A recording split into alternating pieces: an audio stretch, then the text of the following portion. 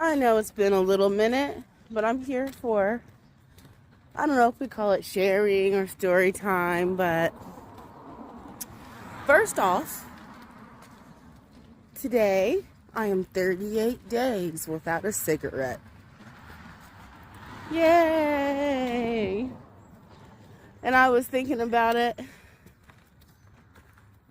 and honestly, the word addiction next to the word hate is my least, I don't even want to say least favorite, but I don't like those words because they're so destructive. And this sharing time isn't just about me, but it's about me, and it's about how the people I love and their experiences and my experiences with them have inspired me. And I'm only sharing because I hope that it will inspire somebody else. And I only hope that it will inspire somebody else because I despise that word, addiction, so much that in order to spite that word, I hope as many people break free who possibly can. Yesterday was a 1-year anniversary of a friend of mine passing away and losing her life to addiction and depression. She and I were friends since we were 15 years old. And you know how that goes when your friend's young and life moves on and there's these gaps and there's these absences. But real friends are like stars. You don't always see them, but they're always there. And our friendship always had a way of circling back around.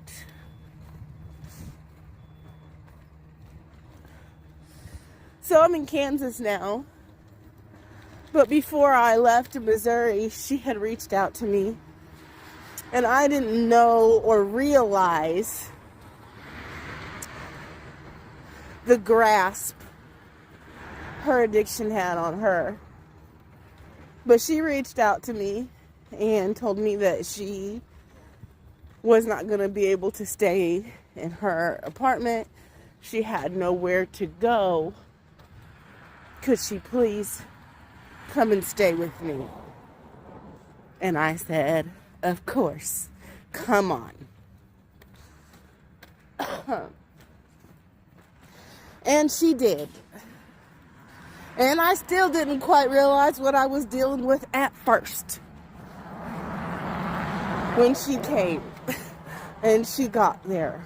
I thought she just had some type of bad way, you know, like she just been having a real hard time and it was showing.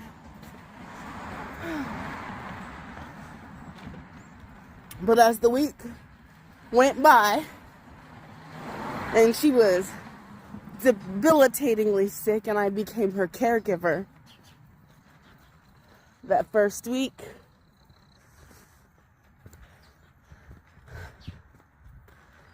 and you know, some people may say I might not need to share all this, but I'm going to be vulnerable and I'm going to share it because it's real and it's raw. At one point during that week, I lived in this single wide trailer. Y'all know how those are shaped.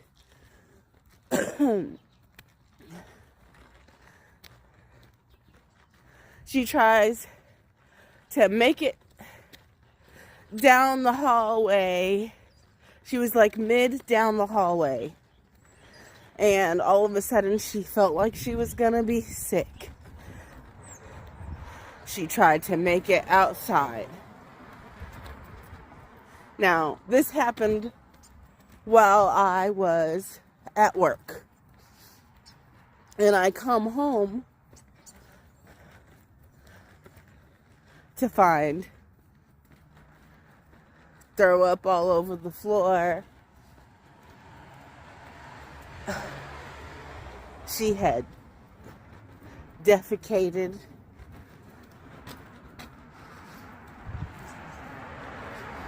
And there was a bit of a mess. And it was all cleaned up. But I talked to her and I said, Lindsay, did you come here to die? And we both awkwardly laughed it off.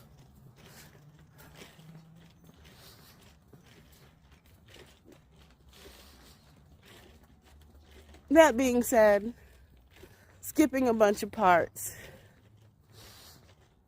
after some time being there with me, and she did get clean. She did. She was looking great. We got through those first couple of weeks. We got through it. She was looking great. She was eating. She was healthy. But some time went by, and I had to leave. I had to leave Missouri. It was, in my mind, it was life or death. And it pertained to my child. And I had to make a hard choice. And I chose to leave to save my child, who had ended up in a mental health facility after a suicide attempt. And I say suicide attempt because more information came to light over time. But before my daughter had this suicide attempt, she told me that she was struggling. She was having problems. That she had been stealing somebody close to hers weed. And she felt like she was having an addiction problem, among other things. And it wasn't during that conversation, but in the weeks surrounding that conversation, at a separate time, she had asked me, Mom, can we leave? Can we just go somewhere else? Can we go anywhere else? I said, Deja, I am poor. It's not that easy. I can't just pick up and leave because you want me to. Because I'm not understanding the full gravity of the situation. At the time, she's about 13, and she's wanting iPhones and stuff. Like, I'm just thinking it's another thing that she wants. And also, those things I said were true. I was poor. I still am. And I'm rich where it counts. And I did not have the ability to just pick up and leave because she wanted me to. But she ended up in the hospital after overdosing on pills. Which, like I said, was purported back to me as a suicide attempt. And all I could think of was how she said, Mom, can we just leave? And I told her no. And then that happened. And I almost lost my baby. So while she was in the hospital, I formulated a plan to get us anywhere else. Because I wanted to save her life. Like, I didn't know what was going on, but I thought to myself, I almost lost her there. I'm getting us the fuck out of here. So that put me in a choice where Lindsay had come to be with me, but then I had to leave for my baby. So sometime, several months after I left, June, July, August, September, October, November, it was about 5 months after I left. I was staying in a shelter at the time. That's not where I ended up at first. It's a long story. But I was staying in a shelter at the time, and Lindsay was back on the property, and I was checking in with her, and I had plans to take my dog to her that I had took with me, so she would have like protection and company out there on the property. I had been making plans to secure a foundation here for myself and get settled and have her to come out here with me. And then a year ago yesterday, I got a text message from her baby daddy saying, "Devin, I'm sorry, but Lindsay was found in your house this morning."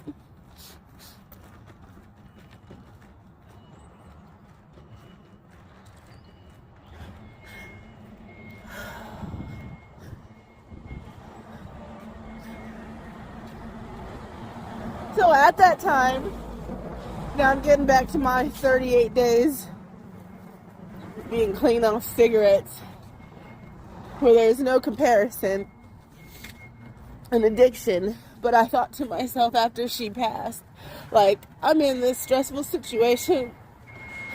I'm in this shelter.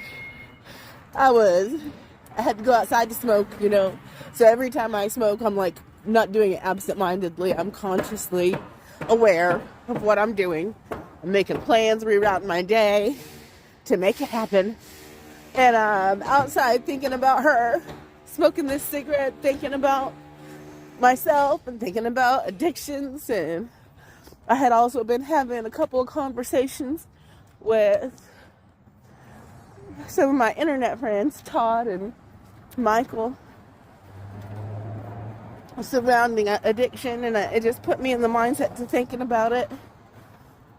And I thought to myself, how can I, expect or hope for healing from addiction for anyone when I can't heal the addiction that I have? And so at that time, I ended up doing a fast. I kind of ritualized it, but I did a fast, a 3-day fast, and I gave up smoking cigarettes cold turkey the same day. I successfully quit smoking. I did. And I do believe the fast successfully helped me, because it was so easy, bro. So much easier than other times when I had tried by myself with nothing. But it was so easy. The only reason I started smoking again, because as you know now, I'm only 38 days in this time. The only reason I started smoking again wasn't because my willpower was too weak or the addiction was getting to me. It was because I made a conscious choice and decision to be spiteful. My daughter was making me upset. I was going through a lot of bullshit with her. She was making me upset. I didn't feel like she cared. I knew it was one of the things that bothered her was me going and buying a pack of cigarettes. So guess what I did? I went and bought a fucking pack of cigarettes. Because she didn't care, and I didn't care either, by golly. That happens sometimes when we're making a whole bunch of effort and people don't seem to recognize it. But that's why you have to give yourself credit and props, because what's the point in sabotaging all of your hard work for somebody you don't claim cares in the first place?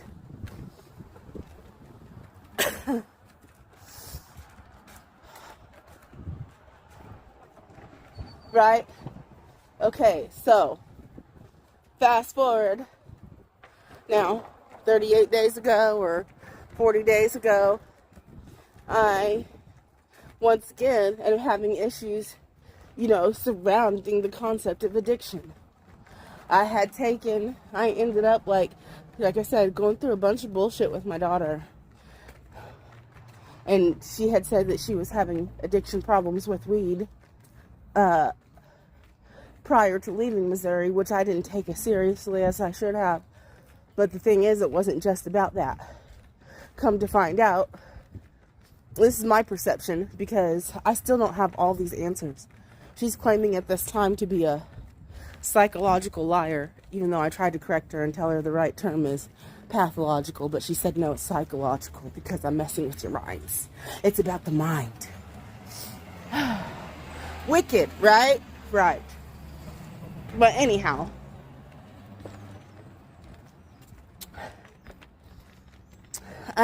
okay. So I was telling you about that because I still don't know for sure, but my presumption is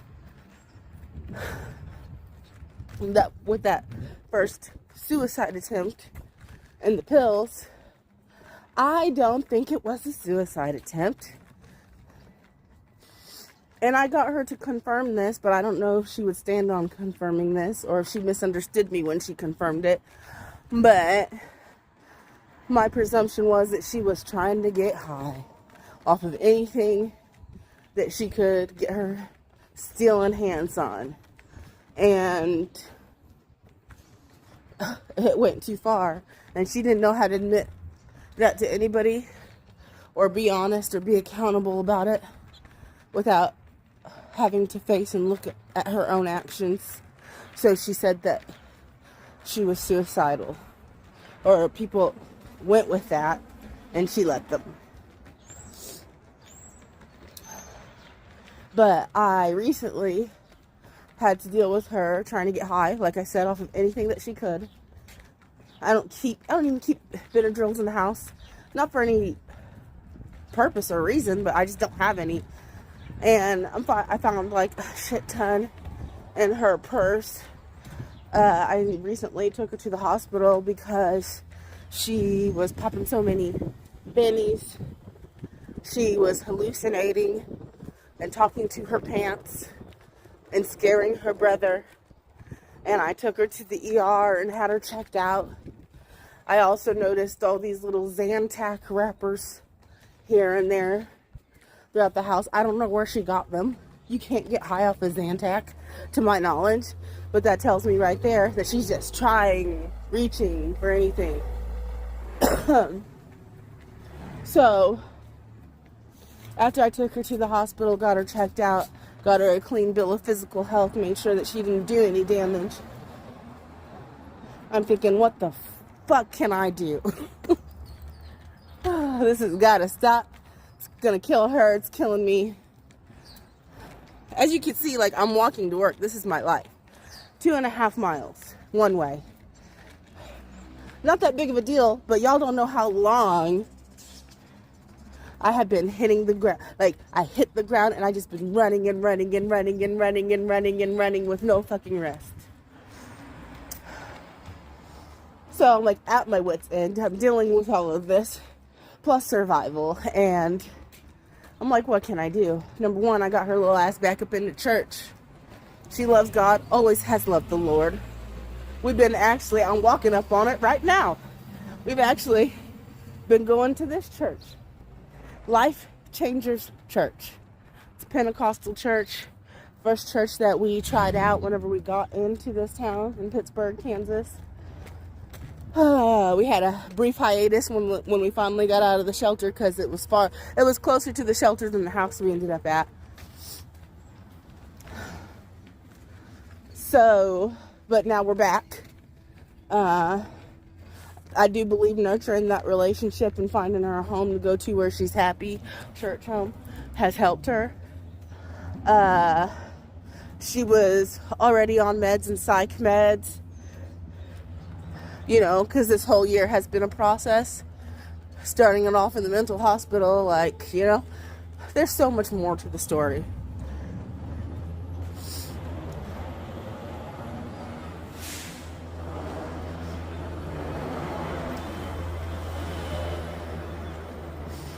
Anyhow, but then I also, fasting was coming up again for me. And once again, looking for answers about how am I going to alleviate this situation? What can I do? And then also, once again, reverberating that same experience I had thinking about Lindsay last year. Me smoking the fucking cigarettes while I'm worried about somebody else's addiction, and that I'm doing the same things outside on the porch, stressing, chain smoking cigarettes, worrying about my daughter. and my family and our stability, and how am I going to keep it when it looks like she's sabotaging everything and I'm so fucking tired? Am I just going to let go?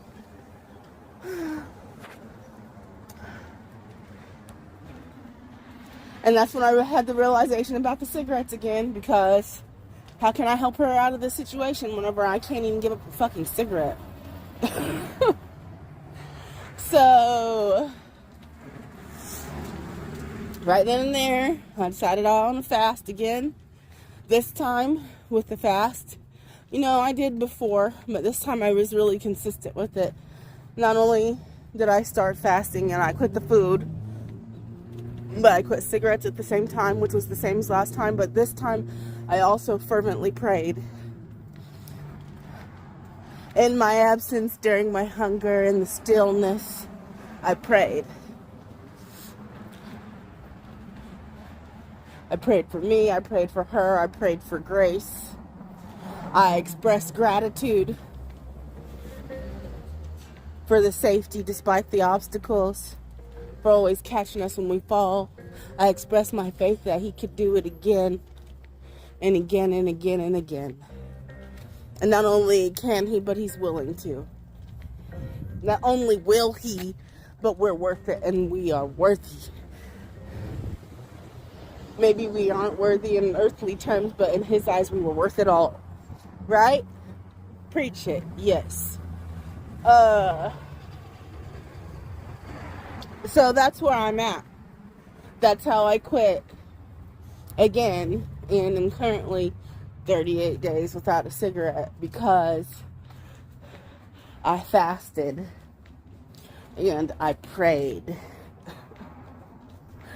And I am here to tell you, if you have tried and tried and tried and you tried everything and you just can't get quit, you just can't cut back, you can't do whatever it is, try that. What's one more thing to try? What's one more thing to try? And I will tell you, the first time I fasted, I did a 3-day fast. Well, when I quit, not the first time I ever fasted, but you know what I'm saying, when I quit. And then this last time when I fasted, I only did it for 2 days because, I'm not claiming to be a witch, but I have witchy attributes. So, I did my fast in alignment with Scorpio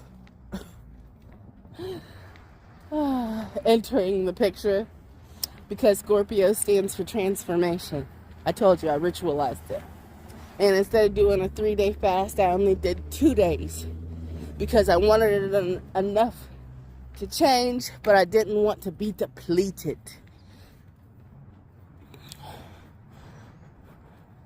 I didn't want to be run down and have to grow back up. I wanted to transform, so I did 2 days.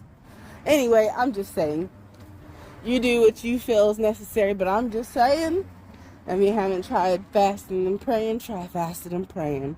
And if you're not willing to do anything about your own addictions, problems, situations, you can't talk to God about it, you can't even talk to God about it, who's going to know?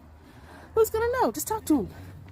If you can't even do that, then stay the fuck up out of somebody else's business and what they're doing. Don't judge their life. Don't judge their death. Don't judge anything. Worry about yourself.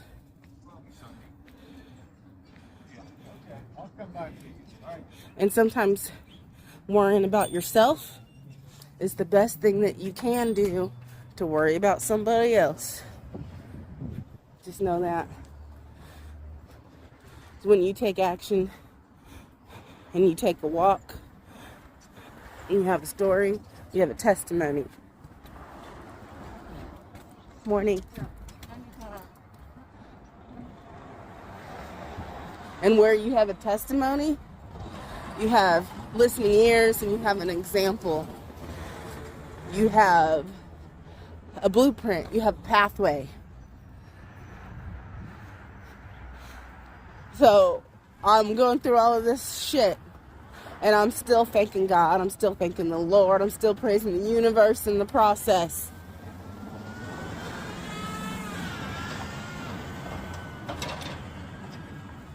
And maybe when you're going through all of your shit and everything is so hard,